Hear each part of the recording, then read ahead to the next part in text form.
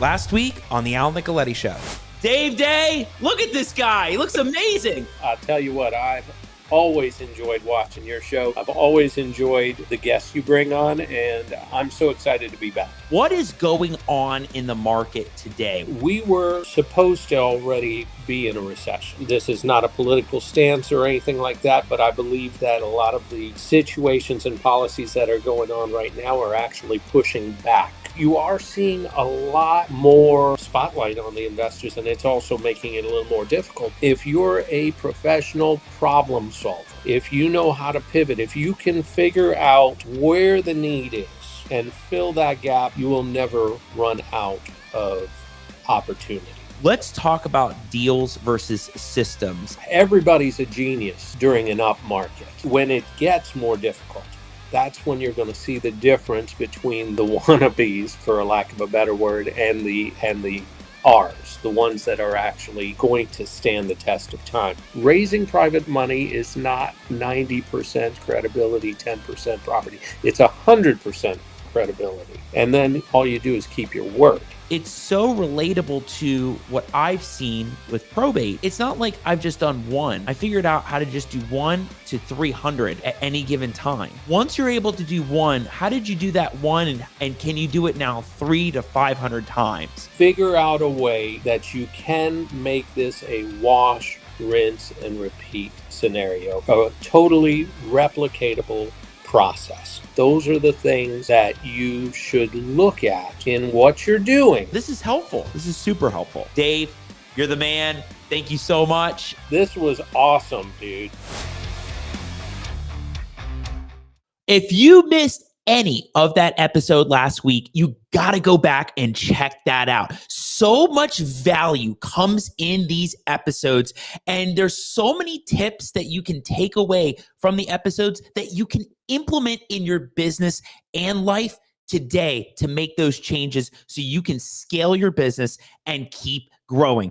If you want more content like this, scan the QR code at the top of the screen. You're going to find all of our content, everything that's on iTunes, Spotify, YouTube, all the social channels, and you definitely want to subscribe and like the pages so that you can get probate education, hear the episodes, all sorts of videos, so you can constantly get educated. That's what this is about. The education aspect of the show is what's so impactful for everybody that's listening. And if you want more content, check that out. And tonight we have a fantastic guest. I am excited for this topic, and I love when I can bring on another fellow attorney that can bring knowledge and expertise to our industry. And tonight we have Joe Seagle, the land trust guy. This is the guy when you're thinking land trust, corporate structures, anything in that realm of estate planning. And I really wanted to bring Joe on because we need to learn this as real estate professionals, people that are in this industry. And I love what Joe can do when he's really navigating through this process and breaking it down. He makes it really simple, really easy. And that, I feel, is what makes a great guest on the show. So I'm excited. And I got my notepad, I got my pen, and I'm always taking notes. And I always encourage people out there, take notes, ask questions, interact with the show, drop a comment below. We want to hear it. We know that people have questions, and we know that the guests can always get back to you on those questions that you have. And of course, you can follow them, like them, and email them and have your questions so you can email them back too and talk about it. So I'm ready to go. I'm fired up. So let's rock this thing tonight. Hey, everybody. My name is Al Nicoletti. I'm an attorney here in Florida, and welcome to the Al Nicoletti Show, where I bring on real estate super investors, rising rock stars, movers and shakers, and leaders of clubs in their communities that educate, entertain, and inspire all things on Florida real estate and beyond.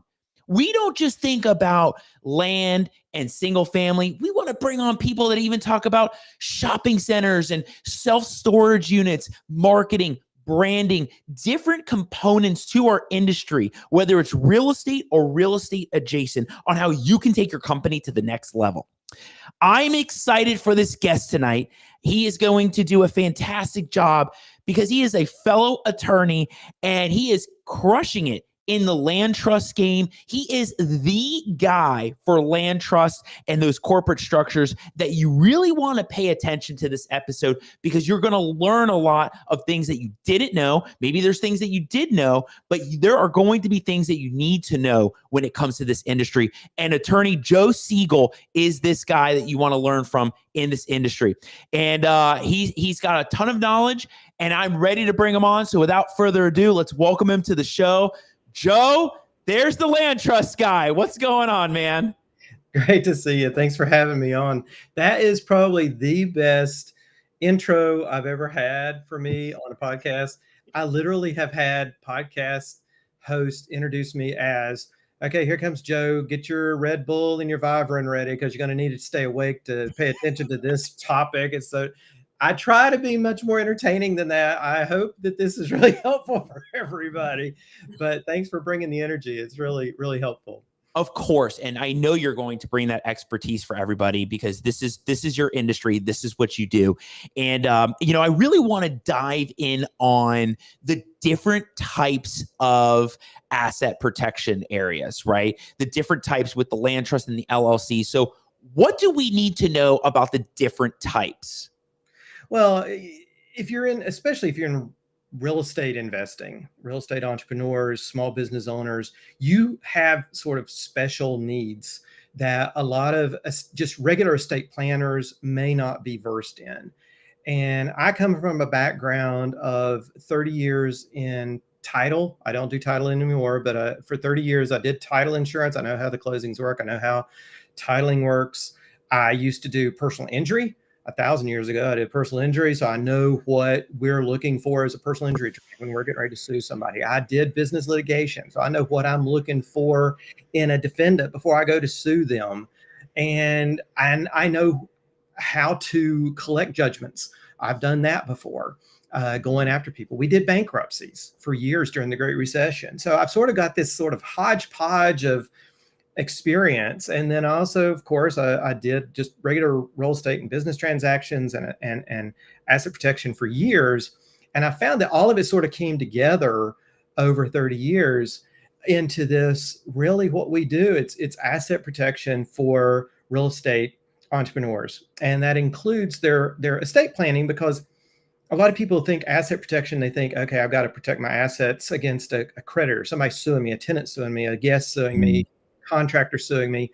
But you also have to think about, well, you don't want to lose everything after you die either, or while you're just incapacitated leading up to your death. You don't want to lose everything you got. So we try to put together a plan, a comprehensive plan. And of course, a very big part of that is anonymity for our clients, because a lot of clients, if I'm getting ready to sue you on behalf of a client, and I'm going out and I'm doing an asset search, and it's just a contract dispute, and I'm going, hey, I'm going to sue this person for $500,000 or $1 million on a contract that they breached with their partner or a contractor or somebody. I'm going to go and say, look, there's no insurance here. So we're not going after an insurance policy. We're going after assets. So before we even file suit, before we throw good money after bad, let's go see what they have. So one of the things that I do that we've gotten really good at over the years is, with real estate, it's very hard to hide that you own it. It's very difficult. And you also don't want to hide too much, because then it makes it easier for someone to steal your property from you. Because they can just walk in and say, well, I'm so-and-so, because you're so anonymous. So with the land trust, that's the big one that we have out there. We're trustee of over 2,000 trusts. I took over Mark Warda's practice. Mark was the grandfather. I'm sort of the grandson of land trusts in Florida. Mark and I sat on the last two committees of the Florida Bar that we helped write the land trust statute in Florida. Wow. Mark wrote the first 10 editions of Land Trust in Florida, the book. I finished the 11th edition. We released that back in October. So it's now on Amazon if anybody wants that. You can go to landtrustbook.com if you ever want to learn more about land trust than you ever thought you would ever want to know about land trust in Florida. But we find that really helps a lot, because if you put your property, your real estate, into a land trust, it keeps your name off the record, especially if you're using a third-party trustee like our company, My Land Trustee. it keeps your name out of the record. Anybody looking up your name, they're not going to see that you own all this real estate. Another asset protection that we use a lot for real estate investors is the LLC form. And we usually set up like a Wyoming LLC to act as their property operator, their property manager, so to speak. And that's what collects all the rents. That's what deals with the tenants. But then each property is held in a separate land trust. And then we have another LLC, maybe a Wyoming, Nevada LLC, Series LLC, something like that, that is the beneficiary of each land trust. So it separates each property from each other, separates them away from the owner, separates them away from the property operator. So everything is separated and bifurcated and got real big walls between them. So if anybody looks up anybody to say, hey, I think I'm going to sue this guy, they come after Joe, they look me up. Well, they look me up. They're going to see me on everything. But they look up Al, and Al owns all of his properties inside of hidden LLCs, inside of hidden land trusts. They're going to go, well, Al's broke. We're not going to sue him. So why bother? So it makes you look broke and worthless. And so most attorneys are not going to sue you because they're going to go, well, there's no insurance here other than maybe $100,000 policy. Why bother? So that's the big things we do is LLCs, land trusts really provide a lot of asset protection. And like I said, we've been in it deepest, longest of any other attorneys in the state of Florida, other than there's one or two lawyers at very big law firms that it's not part of their practice every day, but they're really good at it. But it's just not what they even send their clients to us to be the trustee. So it's one of two of the biggest tools we have in the toolbox for asset protection for real estate investors. That's great. And you're talking about Mark Warda. I mean, everybody knows Mark Warda's name, and that name rings land trust out there. And to have you on is amazing, because now you've taken the reins and taken that over. And I didn't even know that you guys were on that committee to draft that for the bar. And if anybody is interested in Joe's book, I mean, let's make sure we got that on the Chirons, because we want to make sure people can get that information, because you'll get so much on the episode, but then you definitely want to get the authority book on this so you can learn it, and then you can touch base with Joe on this. And Joe, like, we'll dive into this, but you brought up one great point. Can you really ever have that full anonymity and that full way of nobody can truly find you? It's getting easier to do that, at least in Florida. In other states, we find a lot of investors and real estate entrepreneurs. Of course, you start branching out into other states. Not every state has the land trust, so it becomes a little more difficult.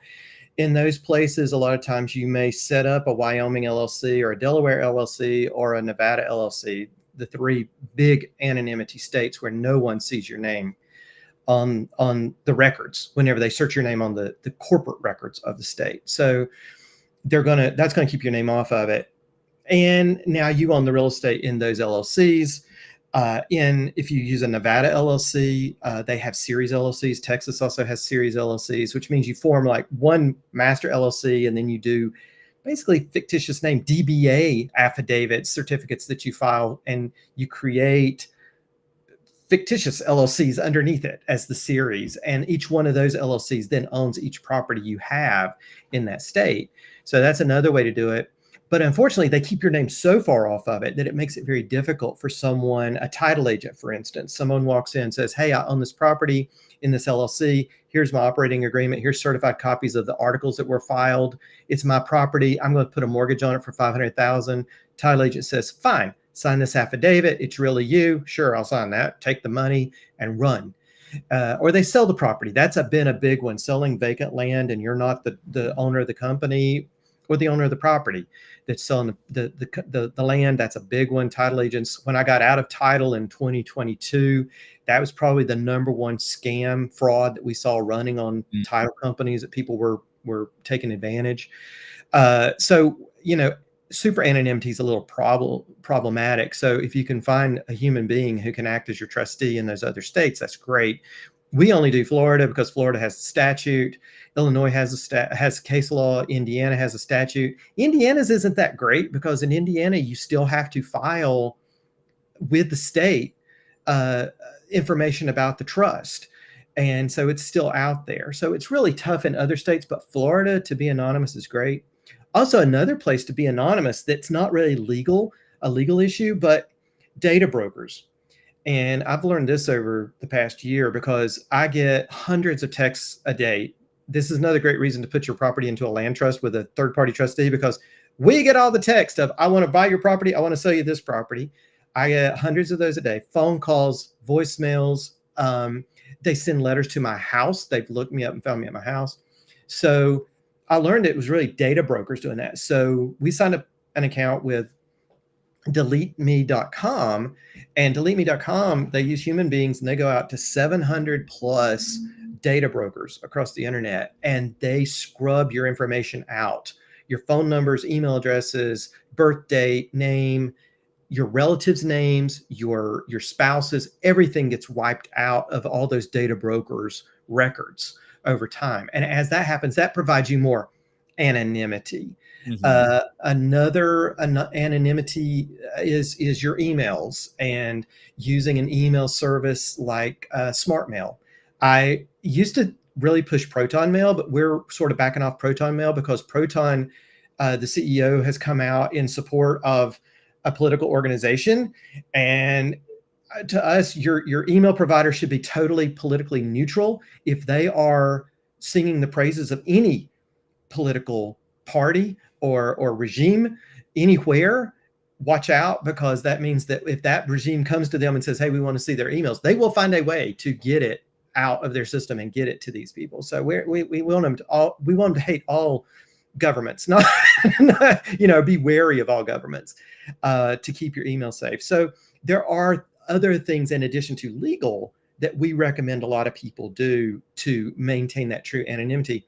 And a big one is the homestead. In Florida, a lot of people think, well, I have to hold my homestead in my name to get the homestead protections. And actually, no, we've worked now over the past 5 years with the property appraisers across the state that they've gotten so much better about this. So even putting your homestead into a land trust with a third-party trustee where your name doesn't appear, because think about it, somebody is looking at suing you and they look it up and they can't find you on corporate records. They can't find you on land records. You don't own anything, but then they see this $5 million house on the coast and a $3 million house on a lake, and they're in your name or your spouse's name. And they're like, wait, this is their home and their second home. There's something going on here. They'll go ahead and sue you that way. So even hiding your homestead is beneficial to you. So yeah, it can be done.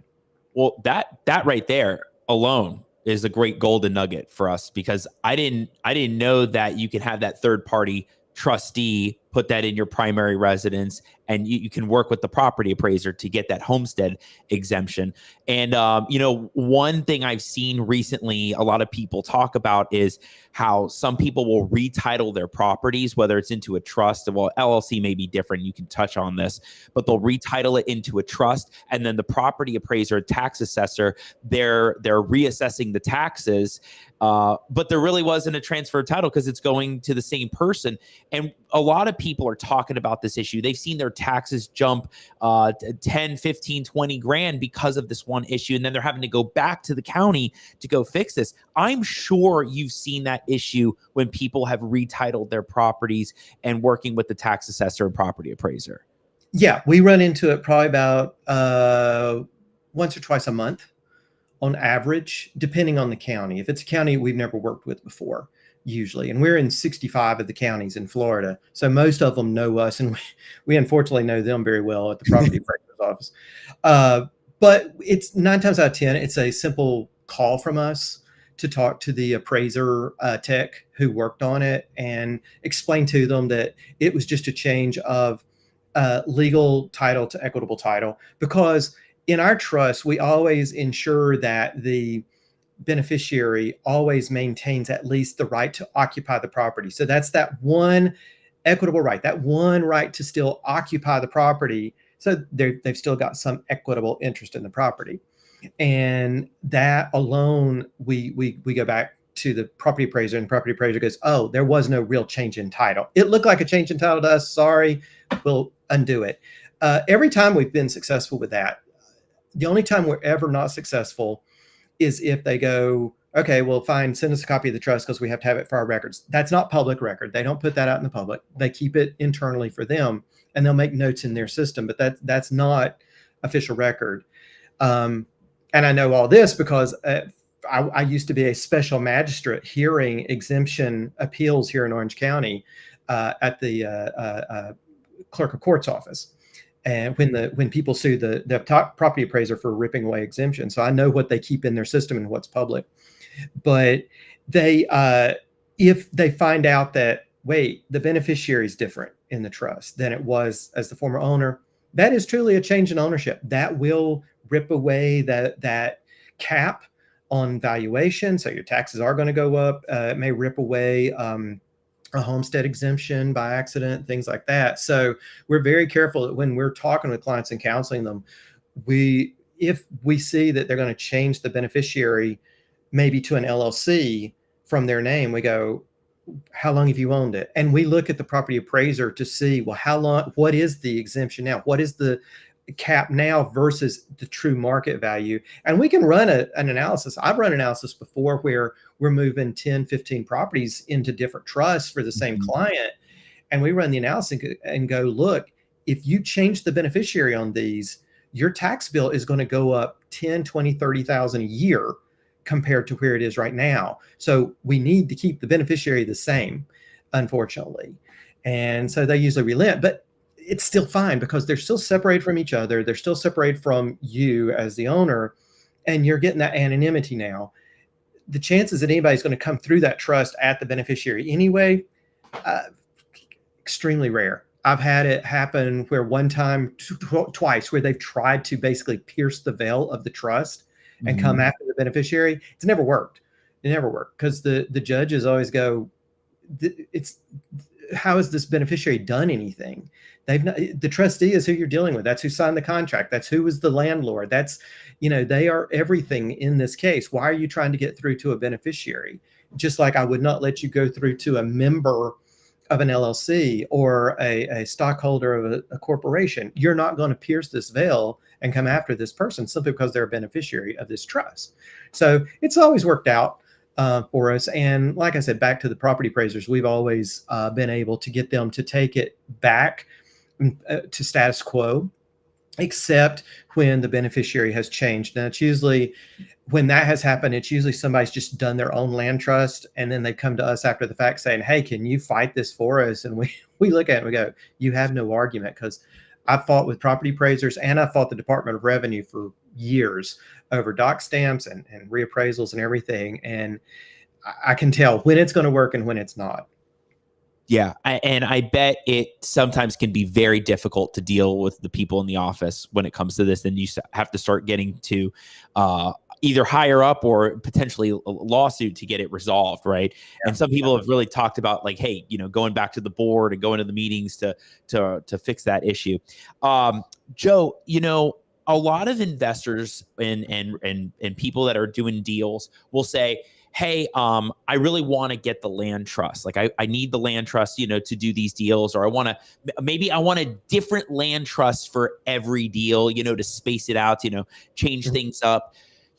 Why would an investor or somebody buying a property want to do a land trust? And an example would be maybe they're buying it as a lot of people out there do those sub-2s, or they're in a foreclosure situation, or they're just buying it to then eventually flip it. Like, why would an investor want to even do the land trust?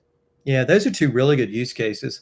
I'll talk about the sub-2 first. So you're buying the property subject to the seller's mortgage. You're not assuming it, you're just taking it subject to, so you're going to pay it for them, but you're not taking on the personal liability for it. We love land trusts for that because, and we do, tons of those every month for investors.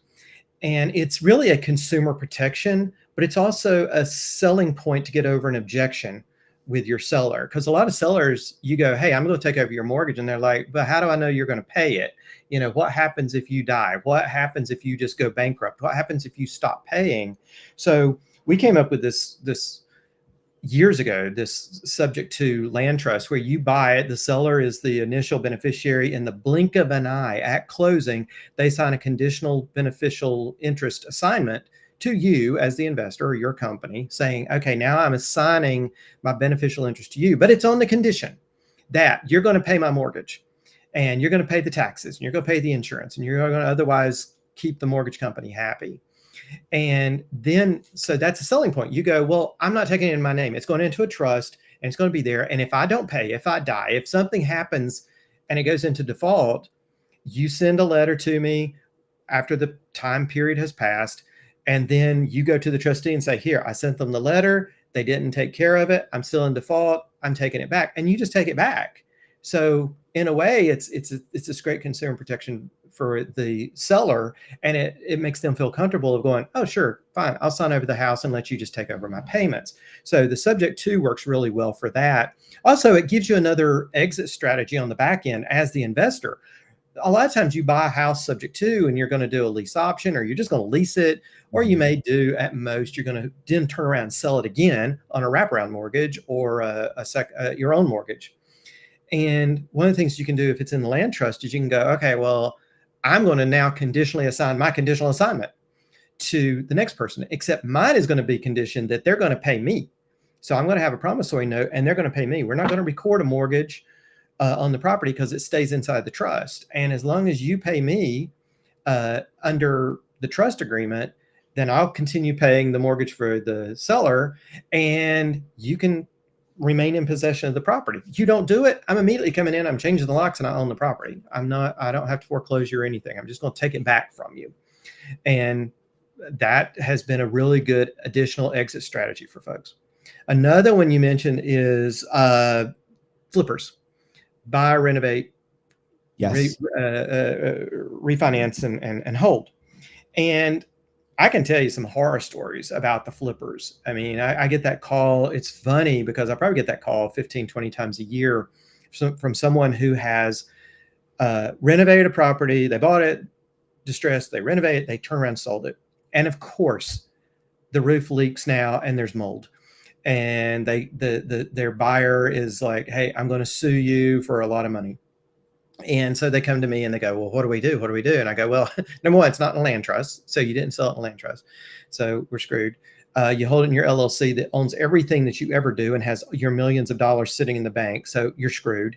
And there's no insurance that covers this. So guess what? You're screwed. So what a lot of our clients have learned who do the flipping especially is buy it into a land trust. That individual land trust, keep it there. You turn around, you sell it. 2 years later, 3 years later, whatever, that buyer comes back and says, hey, I've got mold. Hey, the septic tank is wrong. There's a problem here. There's whatever it may be. And we want you to buy the property back from us. We've actually had that demand many times of don't just pay to fix the damage. You're going to pay me back exactly what I paid you for this property, $200,000, $300,000, $400,000, 2 or 3 years later. It's like, I'm not buying your house back from you. So the thing is if you had bought that, renovated in land trust, sold it out of the land trust, they're going to sue the trustee of the land trust as trustee of that land trust. And guess what? We've got nothing because the only asset we had was that property. And as soon as the money came in from that property, it went to you as the beneficiary. So there's nothing there. So a lot of times we say, bring it on, sue us. We don't care. You'll get a judgment against the trust that has nothing in it. And like I said, I get that call about 15 times a year. And actually had the first call this year on January 15th. But It was not in a land trust. It was not in a land trust. It was a client and they buy it in they do all their flips directly in their LLC. And I tell people there's pride in ownership and there's pride and there's branding and having your name out there, but there's also a lot of risk. And so we find ourselves a lot of times taking clients who they named all their companies after their family name. They named everything after their family name. And now they're coming into us, 10, 15 years later when they're worth tens of millions of dollars going, get my name off of all this because everybody sees it and they see my name everywhere. So we do that for a lot of people throughout the year. Really great examples and deep dives on the stories that you just talked about, because a lot of people either do flips or get into the sub 2 or any type of deals. And like you talked about it as a use case. The other thing that I can see it kind of trending with the wholesaling industry is a move to do more like the double close. And so I could see investors eventually try to close on it and then eventually sell it off. Do you see investors using a land trust or LLC structures to do double closes? They are, if they can't find a buyer before the closing, which the market is turning a little more stale. That was in my newsletter today.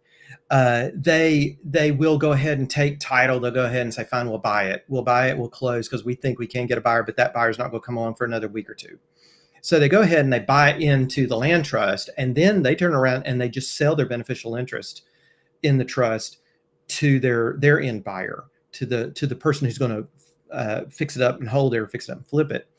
And it's a lot easier because you're not paying for title insurance again. You're not paying closing fees again, all that. We really just handle that. We can handle it in-house. I mean, we can do a full-blown settlement statement and everything for you without title insurance. If you want to just sell your beneficial interest, we do it all day long. But 9 times out of 10, they call us up and or they send us an email or a form or whatever saying, hey, I'm selling my interest to Joe Schmo for $5,000 or $20,000 or $100,000. And we go, that's fine. Documentary tax will be this much.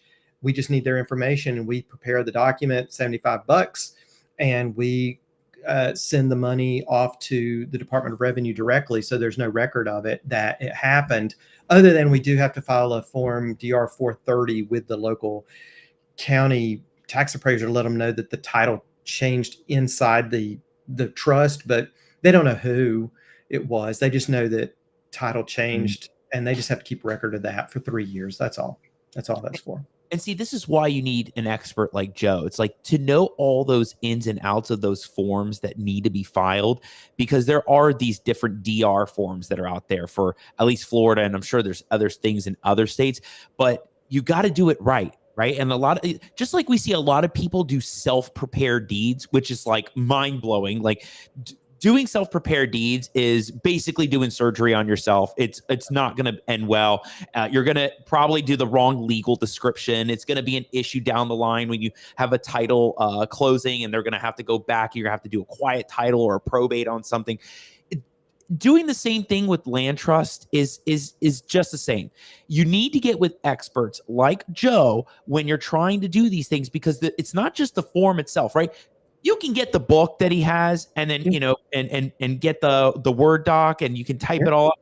But that's not going to solve it all, because there's all these other layers that have to be done to make sure you're doing it right. And that's why you get a lawyer. A lot of people ask Joe, they're like, why should I hire an attorney? Why should I get a lawyer? I mean, for us, it's really easy answer, right? You're paying us to do it the right way. And that's the difference when you're in this industry. And I think someone like you talking about this is so valuable to somebody listening that is interested in starting and doing more deals and maybe finding different ways to structure their deals. This has been huge. Joe, let me ask you this question. The LLC versus the land trust. Oh, some people don't want to go to the land trust because of all the little layers and the deep dives that it goes into. Some people just want the surface level. For a business entity, is there really any difference between the two? Is there any differences that you find? Yeah, I mean, the biggest difference is the anonymity. You don't get anonymity necessarily if you own it in an LLC. Now, with that said, we have the ability to even keep your name off as a manager of your LLC in Florida when we set it up. We do what's called a manager trust, and the trust shows up as your manager. So now it's there. But I don't know if we've mentioned this before, but the big issue I have is sometimes you can be too anonymous when you're owning it in an LLC, because now anybody can walk in and say, I'm this LLC and I'm going to sell the property, or I'm going to mortgage the property. Or the bigger one is, and we get this call probably about 4 times a month, somebody's trying to rent your property out. And they saw your listing, and then they went to Craigslist and they put their own listing up, and Facebook Marketplace and all this, and the rent is very low. They basically break into your house, show the house to prospective tenants, get a security deposit, first month's rent, last month's rent, and then leave. And then these people move in and they're done. And they don't have any way of checking to see who really owned it. And a lot of prospective tenants are very savvy now. They go and they look this stuff up. And a lot of times they're calling us because they're like, hey, I'm dealing with Mike Smith. And Mike says that he owns this property and he's renting it to us. But when we look it up online, it says that your company owns it. And we found you online and we're calling you to see, is it okay to give Mike money? And we'll look it up. And if we see Mike's name on our system, we'll go, yes, Mike's the property manager. You can deal with Mike. He's okay. But if we don't see Mike's name anywhere in our system, we call our true beneficiary and go, hey, there's a guy named Mike Smith who's showing your property for rent. And he's, oh, no, have no idea who that is. That's not right. And we go, okay, well, you need to call the police because somebody's broken into your house and they're showing it. And but it's so amazing how nonplussed so many real estate investors are about that now. They're like, it's happening again. But at least the people were able to find us. Mm-hmm. And they called us and we prevented it from happening. Same thing. We have it happen with people trying to sell the property, especially raw land. The title company will reach out to us, say, oh, this is closing tomorrow. Hurry up and sign this. And we go, wait a minute, it's closing tomorrow. And we look at it and we send it off to the client, go, here, you need to look at this and tell us if it's okay to sign. They go, we're not selling the property. No, you're not okay to sign that. And we're like, okay, good to know. So it stopped it. Whereas if it's just in an LLC straight and it's an anonymous LLC, then they can do that. But a lot of people, it comes down, and I tell people it comes down to control versus anonymity. So then you don't want the anonymity, but you want to maintain control and you want to build this brand. So sure, use your LLC to buy these things and sell these things, but just understand that when that buyer comes back at you 2 years later and says, here, buy this back from me because the roof leaked for the past 2 years. I didn't know it. And now I have black mold on the entire back wall of the house that's about to kill my children. And we're going to go to Channel 9 and tell them that, and they're going to investigate it and put you all over TV. We're going to put you on blast because we know your LLC. We know where you are. We know where you live. And the reporter's going to be there at your front door knocking with their microphone in your face. So that's the big difference that I've always found between buying and selling properties in your LLC directly versus using the land trust as that anonymous intermediary between you and the rest of the world. Yeah, that's a great perspective on it, because some people want to do one or the other. I remember I was at one seminar and there was a big investor group and they talked about how for years they used to do the land trust and it got too much in a web, like it just got too deep. And then they just moved to the straight LLCs.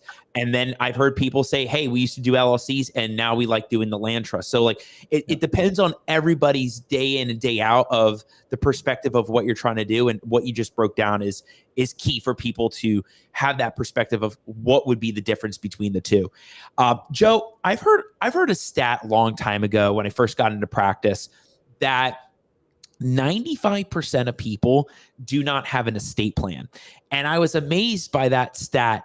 I thought it was high. I don't know if it's that stat anymore, but there's a lot of people we see because we get a lot of probates that they don't have a will. And they don't have the will leading to the trust, or they don't have the pour over will. And there's a lot of people, and when I'm speaking at these events, I think the most interesting part about these speaking events is I'll talk about probate, and then people that are there, they go, well, how do we not get into that situation? And they want to know about that side. Why does somebody need to get an estate plan together? And what would be some of the critical documents that people need to get to make sure they have their affairs in order? Yeah, I think I can answer both those in one big answer. And I tell people this all the time. And true estate planning is not just planning for what's going to happen to you and your property after you're gone. You also have a very big part of your estate plan is what's going to happen if you're here, but you're gone. Your mind isn't there, or you're physically unable to take care of yourself. You are incapacitated, incompetent. And that is a very big part of your estate plan as well. So of course, I'm sure you see it all the time. I mean, you and I'm sure you preach this all the time. Look, if you don't have a will, the state has written it for you. And then we will have to go through that. And I can't tell you how many times in title, when we were doing closings, we had a whiteboard in one of the paralegals' offices that was literally 8 feet by 4 feet. And there were cases when we were doing the closing when we would just have to start drawing out the family tree as we're pulling out information out of people. And it would fill up that 8 foot by 4 foot whiteboard with the family tree because they died without a will. So it goes to all these people. And, you know, and then I've had sad cases where people have come in and they've been like, well, I have no family. I have no one left. And they go, well, what happens if I die without a will and I have no one left? I go, well, it'll eventually go back to the state. Everything you have will just go to the state. And then they'll use it for, you know, general fund or education fund. And they're like, well, I don't want that. I have charities that I like, or I have friends that I want to leave things to. Okay, fine. Well, let's do a will. So we do that. So of course, when people think of an estate plan, they think of the will, the last will and testament. That's their first thing they always think of. And for most simple estates, that is sufficient. That is good.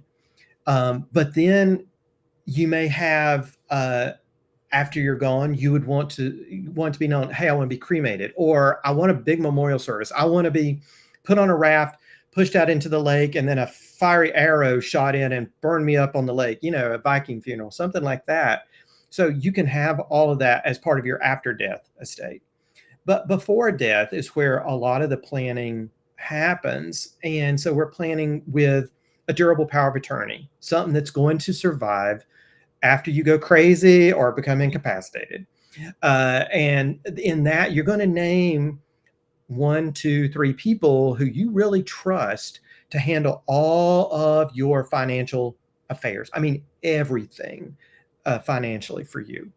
And then you're going to have a healthcare surrogate, which acts like a healthcare power of attorney, where you've named 1, 2, or 3 people you really trust with your healthcare to make healthcare decisions by talking directly to your healthcare providers and telling them how you want to be taken care of. Signing you into hospitals, putting you into a nursing home or a rehab facility when you can't sign on your own, things like that. They will take care of that. And now they're not personally liable because they're signing as your surrogate rather than directly. I had a really sad case back in the 90s when I was practicing. A little old lady came in and she was in her 80s and she was still working every day. And I said, why are you still working? You should be retired. And she said, when I signed my mother into the nursing home, I signed my name and I personally guaranteed everything and didn't realize I was doing it. So I still work to this day for my mother's nursing home bills from almost 20 years ago. Wow. So you don't want to get in that situation. HIPAA notifications, HIPAA authorizations, where it's in your healthcare surrogate, but you may also have, maybe people aren't your surrogate, but other family members who you want them to be able to talk to your doctors and at least see what medicines you're on and your care and your prognosis. So you would add them to a HIPAA release. A pre-need guardianship.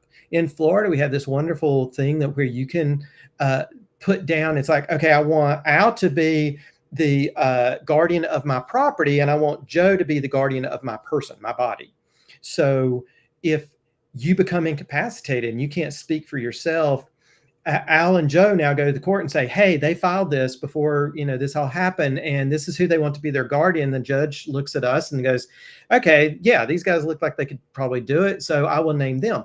If you don't have that, there is a possibility that the judge can go, well, you've got no real family members that are worth a crap, so I'm just going to go and pull a name literally out of the lottery of professional guardians that we have and appoint that person as your guardian. And anybody who's watched the news in the past couple of years here in Florida, you'll see some of these professional guardians have gotten in a lot of trouble because they'll just, you know, put the person in the nursing home, sell all their stuff, and then they take a lot of fees and then don't really do anything else. Or they'll put them in places where the person never really wanted to be in the first place because they did not know them. And they had no relationship with them. They're a total stranger. So also, as part of your estate plan, if you have minor children, there's a pre-need guardianship for minor children. So if you are dead or incapacitated, now that you've named the guardian who you want to take care of your children while you're incapacitated, which is a very big thing. Otherwise, they could end up just in foster care. And that's all that they can do. So all these things work together. And then, of course, we've got trust. We've got irrevocable trust.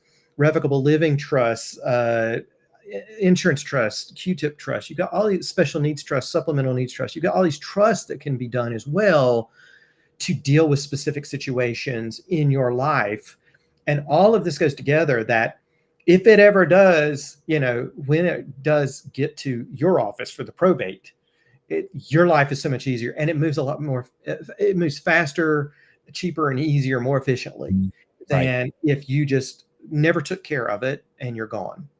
Yeah. And some of these forms that you're talking about, like the pre-need guardianship, that could be a huge hurdle to overcome, because the guardianships come up kind of frequently, whether it's somebody that's incapacitated or you're going through something, that's huge. Or the power of attorneys, in the right hands, it's a great document. In the wrong hands, it's a nightmare document. Yes. And, you got to make sure you got the right people. And I'm sure you could touch on this at some point, Joe, is the fact that there's different superpowers that you can select on a power of attorney. You don't have to do the all-encompassing power of attorney. Like, there's different ones. If you don't want somebody to be able to do something, you don't have to initial that. Or if you do want them to do everything, you can initial that.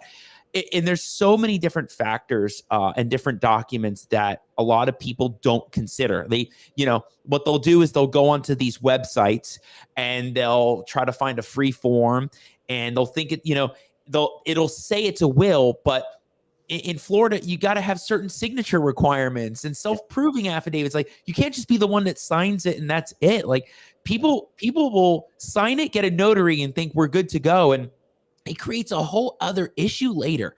And like you were talking about, there's so many different kinds of trusts that people hear about all the time. And this is why someone like Joe is a great resource on that estate planning end.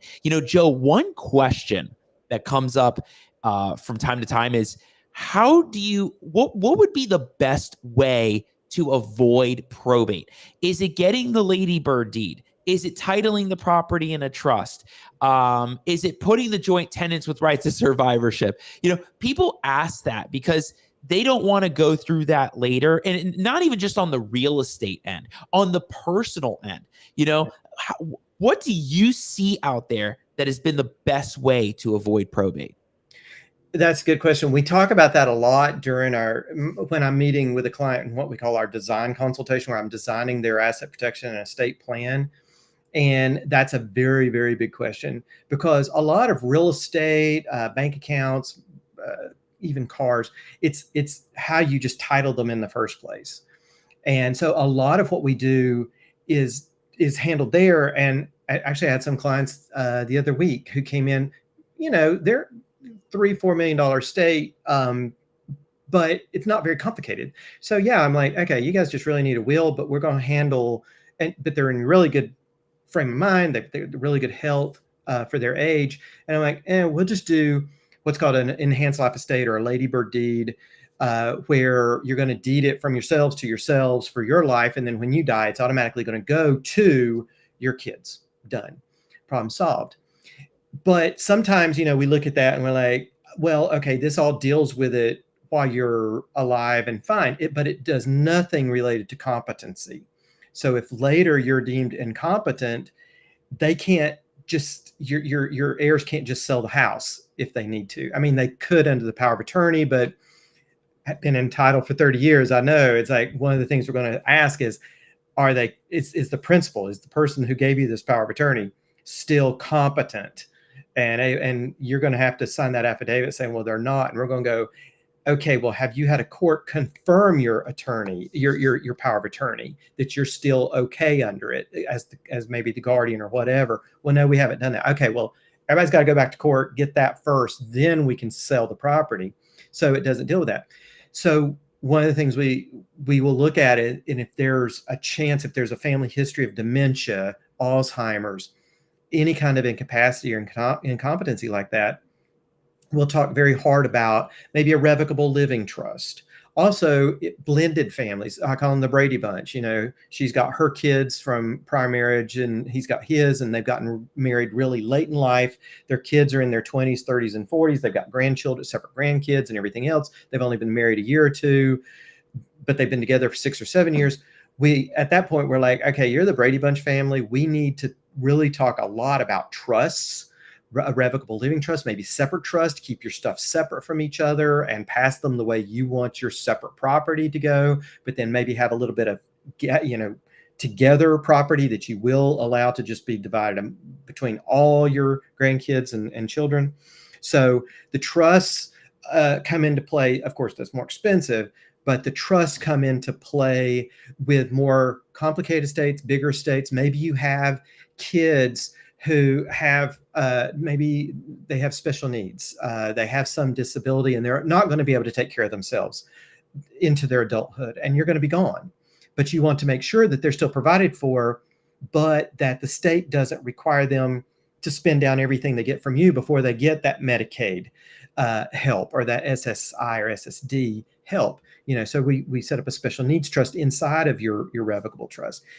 Maybe you've got 2 kids who are great, and that third kid, well, they've got an addiction issue. Okay, well, inside of a trust, we can play with that. We can plan for that so that this addiction issue child doesn't get $1 million from your state the day you die and go blow it and basically die of an overdose, things like that. So that's when the trusts come in, and all this comes in. I mean, my design consultation with a client in estate planning, it's at least an hour. I've never had one go for less than an hour.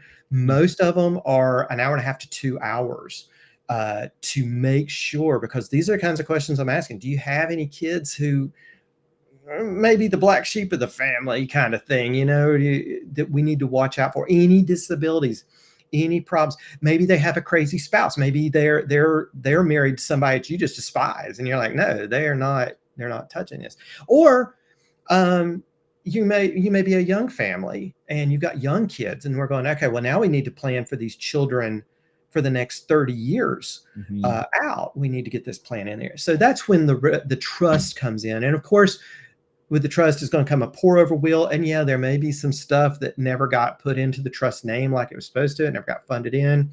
That's when they're going to come to you and you're going to go, okay, great. At least we got the pour over will. So we're just going to take everything and get it over into the trust. At least it makes your job a lot easier.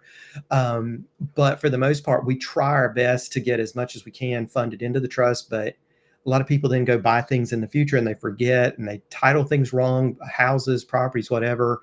And then they got to come down. Al's got to fix it for them after they're gone. But at least it's a little bit easier because you do have the pour over will into the trust. Yeah. And a crazy story about that. I had a client one time. Her mom owned a lot of properties in another state. She must have owned 13 properties in another state, and all those properties in that state were titled in a trust. And when they came to us, they said, hey, title company saying we got to do probate. I said, all right, let me look at everything.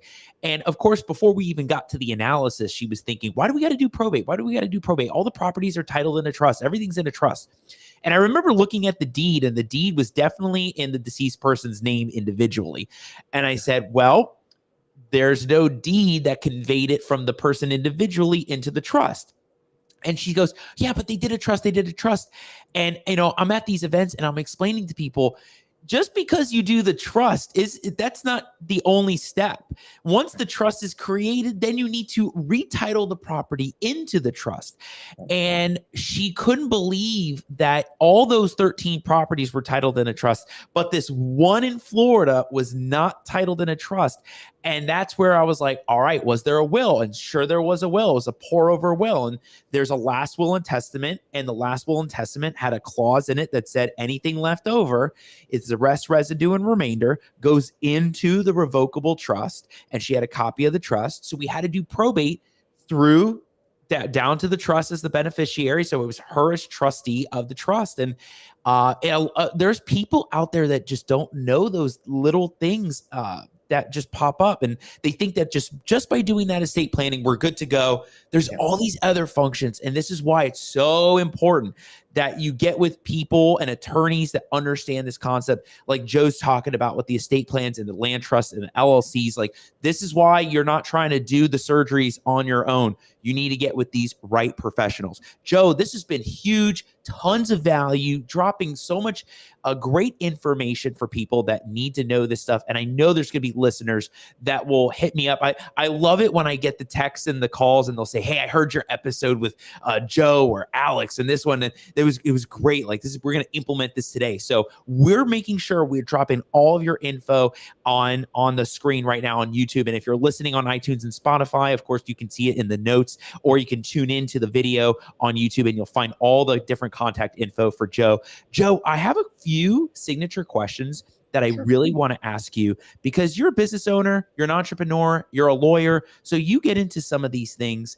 What do you find have been the biggest challenges in your industry? That was good.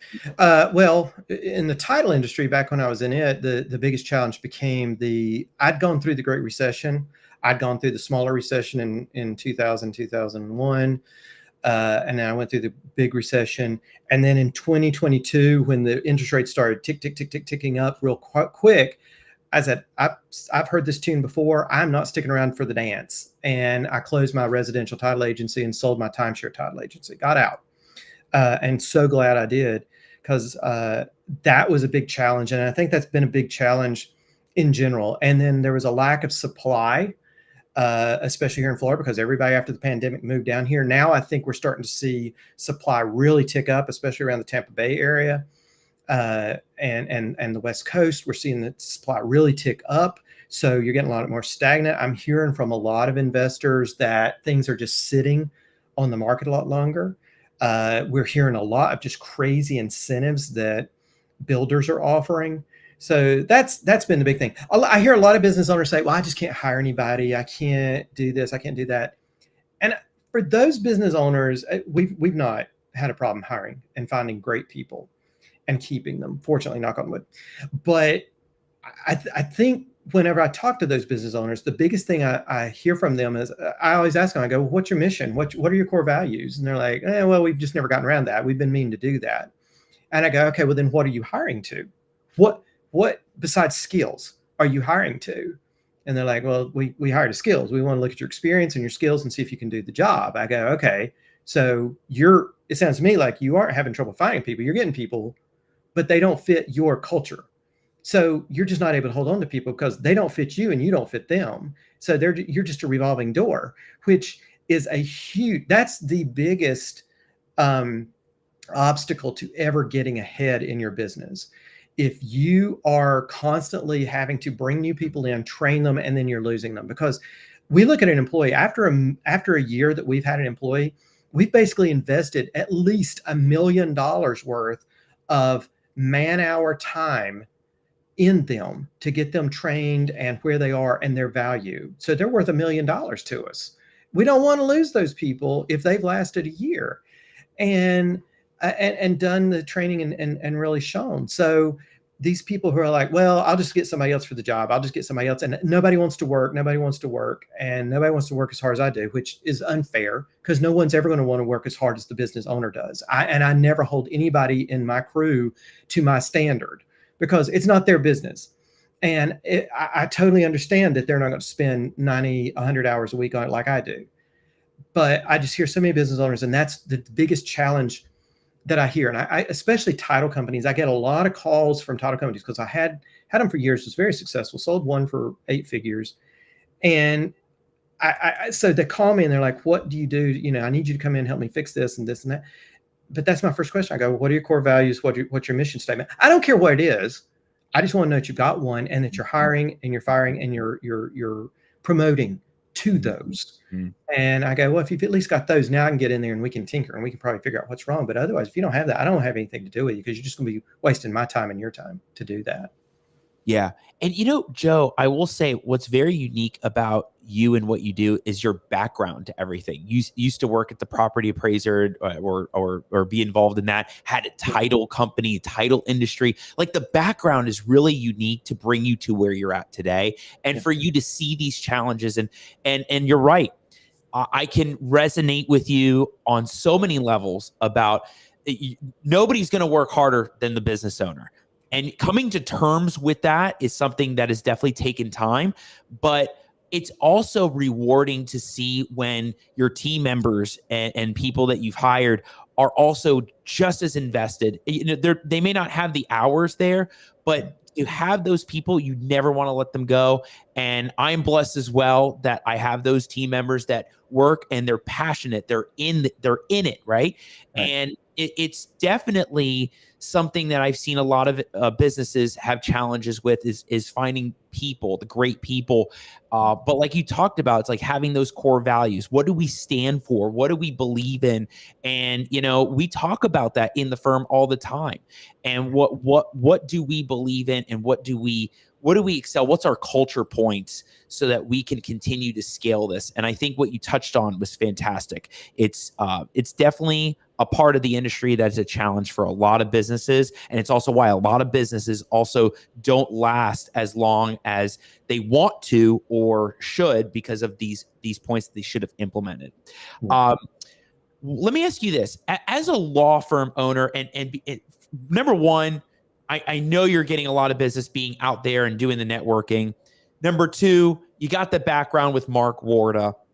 And I'm sure a lot more people come to you guys every day, and there's more scaling to the growth of the law firm, of the business, because it's not just law. Like, I'm sure you would agree with that. We're not even just law. We're business owners, right?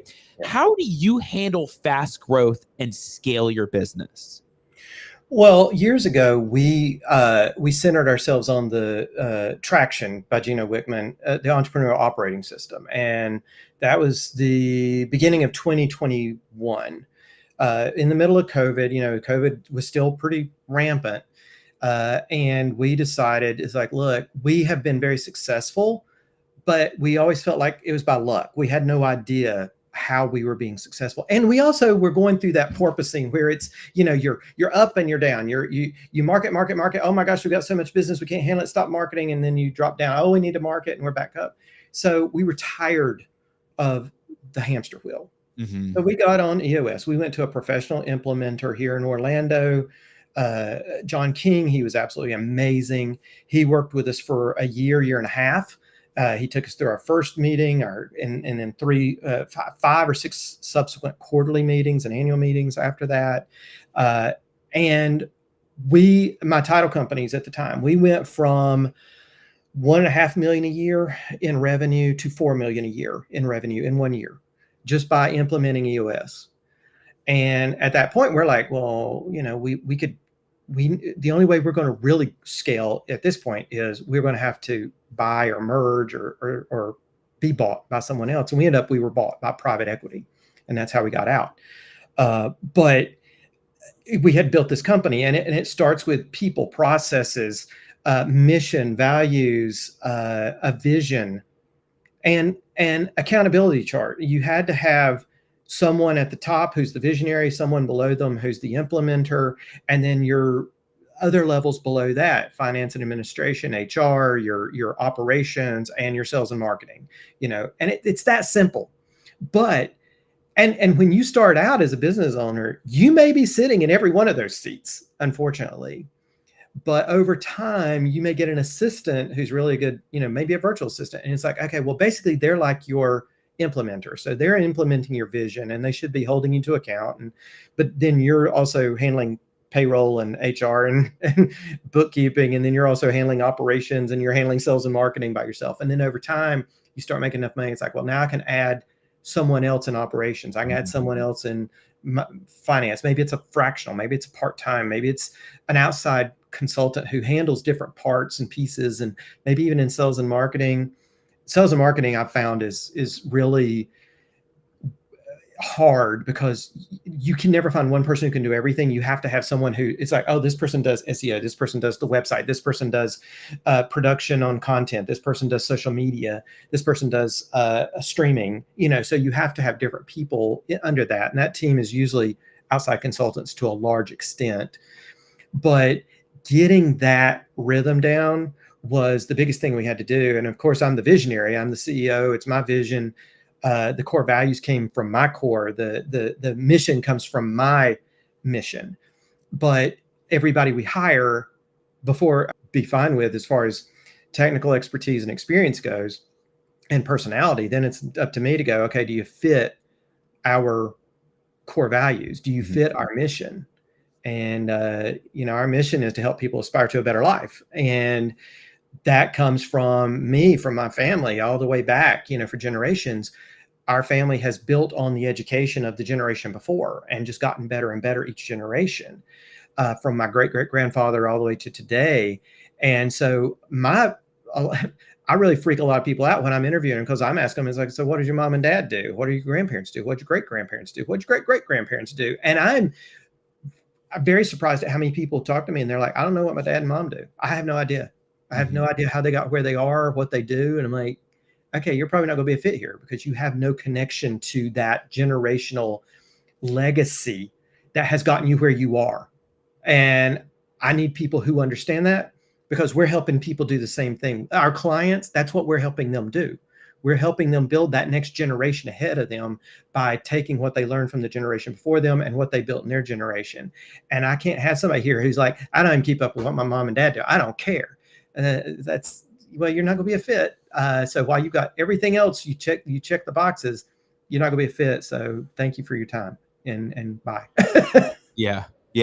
Wow. And I love how dialed in you are with that process, right? And what you're looking for specifically to fit those roles, to fit that firm culture. And I wasn't expecting to hear it. I love that. I love to know that somebody that's running a business and a law firm is got that perspective and what you guys are looking for and how you are growing your business. That's fantastic. And I think you should continue doing that, which you will. I mean, that's you. That's how you are. That's your background. This has been awesome, Joe. Like, tons of value, not even just on the land trust end, but on the LLC end, the estate planning end, and the business end. Like, that's a whole other side of this that we could get into, but there was so much value dropped in here. We really appreciate you coming on and giving that back to us. For anybody that is interested in reaching out, what is the best way people can get in touch with your office?